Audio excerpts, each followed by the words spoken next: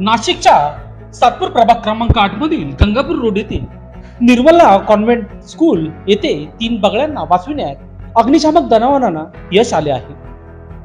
सविस्तर वृत्त असे.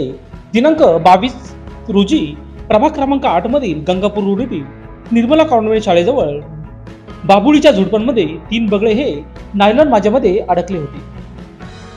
स्थानिक रहिवाशांना लक्षात येताच त्यांनी सातपूर अग्निशामक दलाला पाचारण करून घटनेची माहिती दिली. लागलीच या ठिकाणी पोहोचून या 3 बगळ्यांची सुटका करून दिली आहे. या प्रसंगी वाहन चालक राहिल सय्यद, प्रभाकर ढगे, लीडिंग फायरमन विजय मुसळे, ताराचंद सूर्यवंशी, रोशन गांगुडे, प्रसाद भडके, सार्थक सोनोने आदी उपस्थित होते.